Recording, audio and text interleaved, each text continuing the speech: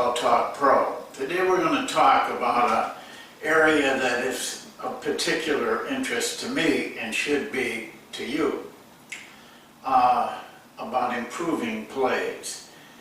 The problem with plays is they're not effective, but the problem is magnified because you have to run them a lot. You're going to run against a set defense in a half-court situation approximately 2/3 of the game. Just the way it works out. Sometimes it's a little bit different, but that's the way it works out. And that compounds the problem because those possessions that you run against a set defense are not very good. Used to be, I did 93 NBA games, charted every play. Plays were in like 5,000 during the course of the season. They were at 0.68 points per time they ran it.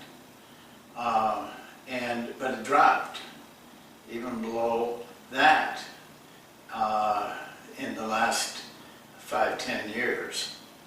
And we've talked about this, about why, and I'm not going to go into that, but it's just a fact. They're not effective. But because they're run so much, we need to think about how to make them more effective. And that is what we're going to talk to you about today. For one thing, plays need to get good, uncontested shots. But the problem is they don't get many shots at all. 40% of the possessions you run a play, you don't get a shot. You have to, it breaks down and you go to something else. That's 40% of the time. So you can see why they're not really effective. They don't even get shots. And they don't get good shots when they get them. Their shooting percentage is very low on the shots that they get. But I'm not condemning the play. I think we need the play. I run plays, but we have to make them better. It's really a beautiful part of an offense when you see a well-run offense that's getting results, like the triangle was Jerry Sloan's offense when he was coaching, and Dick Mata's offense was tried by everybody, but very few people could do what he could do with that offense because he was a very good teacher and very good at getting players to execute. The offense itself was excellent. It's fun to watch, fun to see play like that. So I'm going to go through 5 things that I think if you would conscientiously apply all 5, you would find much more success. I'm not talking about types of plays here. I'm talking about how to get them better. I'm not going to show you one play. I could, but I'm not going to. I'm going to show you 5 things that will help you have better plays. So let me go to the little chart that I've got set here, and we'll go through each one. Well, the very first one that I think should be number 1, be different. Coaches, since I've been in this game a long time, and it has not changed much. Coaches just follow the herd. One guy has a little success with something, a couple of guys other, and then pretty soon you got everybody following the same path. And the sad part of it is they don't follow it exactly like the person who made it famous or desirable for coaches. Be different. Follow your own path. Plays don't work well because everybody runs the same thing. And they're easy to defend because they're predictable. And after you've seen it 800 times, like you've seen most teams see the middle pick and roll in the NBA over a season, you should be able to defend it, because it doesn't change. There's no creativeness in it. It's just a pick and roll. But people run it over and over again. And yet the best offenses in the NBA and maybe basketball didn't run hardly any pick and rolls. The Lakers and the Bulls with Phil Jackson and the triangle, yes, they ran them in situations at the end of the game, but those and Utah, those were the two teams who ran the fewest screen and rolls, but they had the best offenses, and so you see, it doesn't pay you to stay with what everybody else is doing. Be creative. But if you are going to copy a play, copy it exactly. Go to that person's practice. See how he presents it, how he coaches it. That's the problem in copying, is you don't know what that coach knows about that play. So if you're going to copy, copy. But try to develop enough creativeness so that you can be different. Run different plays. Even if you're copying, you can run different plays that are in your conference. And now they have to defend something they've not seen. You're unpredictable. Reduce the number. Even high school teams that can't hardly run any plays right, got a lot of plays. You don't get good at anything unless you run the very same thing. The triangle, that's all they ran. Jerry Sloan's plays and Modest plays, they're pretty much the same. They ran the same thing, day after day after day, night after night. Never changed, but they got very good at what they were doing.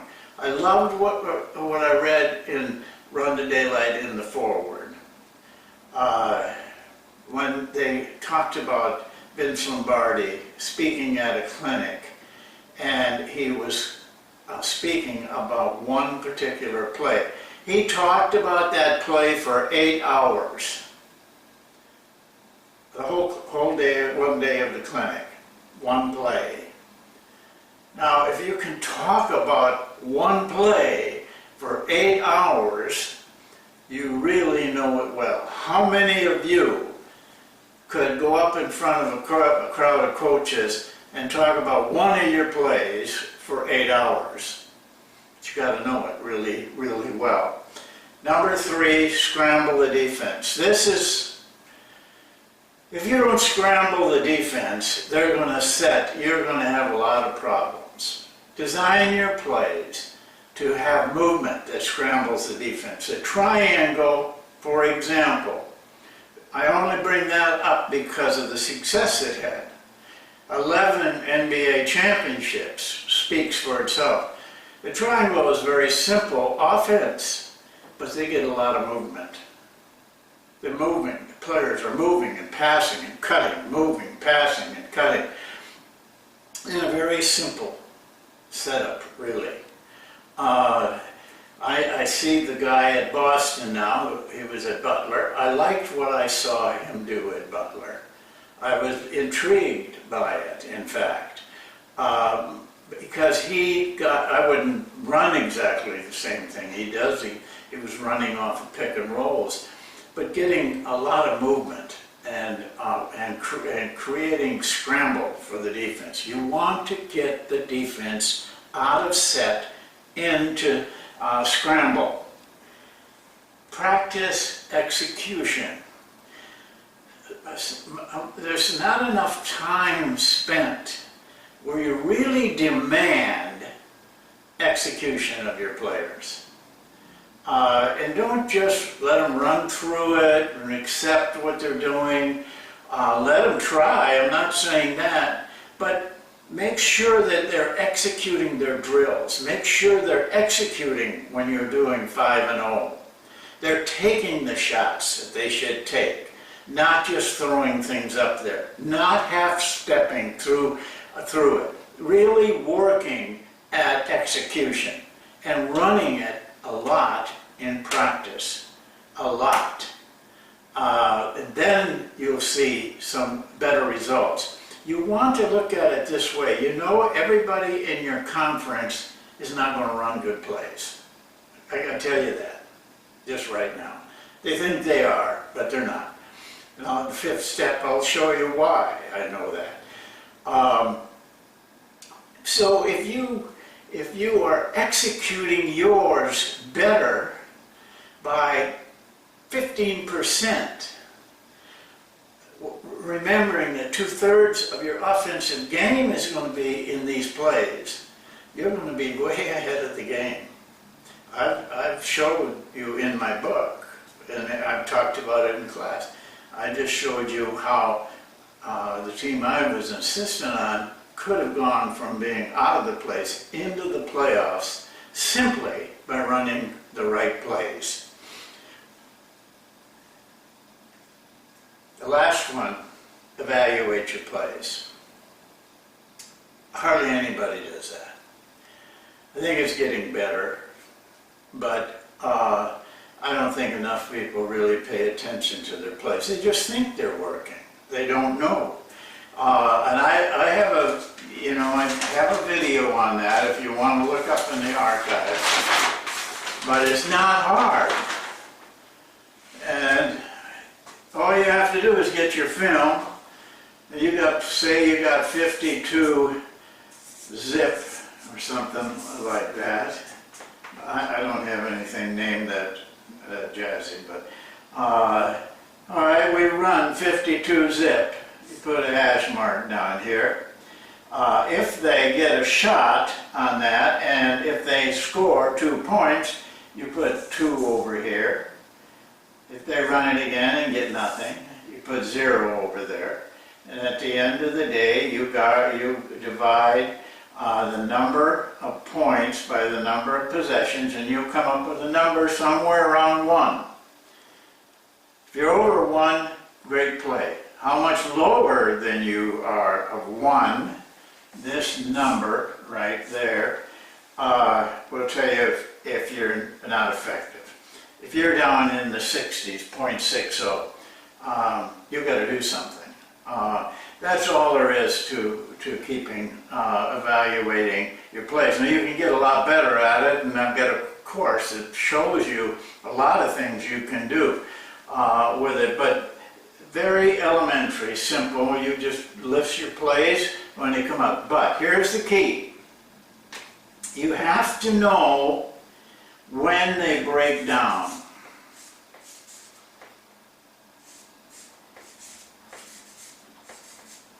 When the shot or the event does not take part in the play, or the play made it happen, then it goes to breakdown.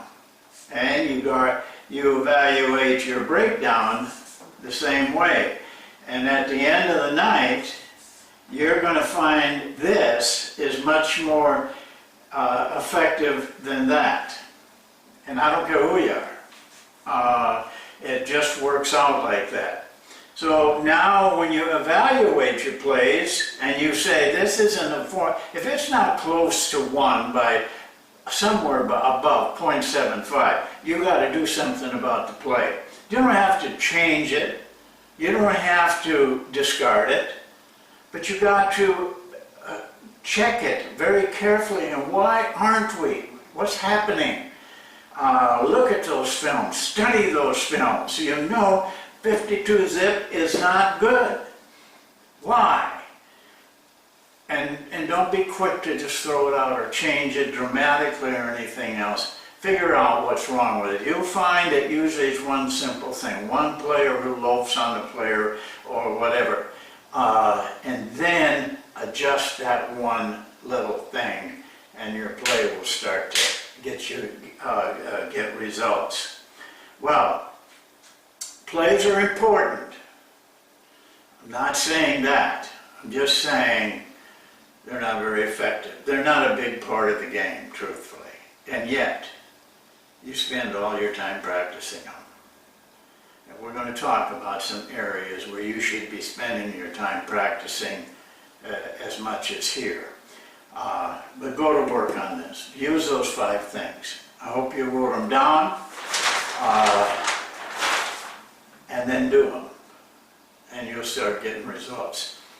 I feel like the people that have got the really good stuff following this very carefully. And I know in my own case that doing these 5 things has made our offense much, much better. So that's it for today. We'll see you next time. Hope you enjoyed it.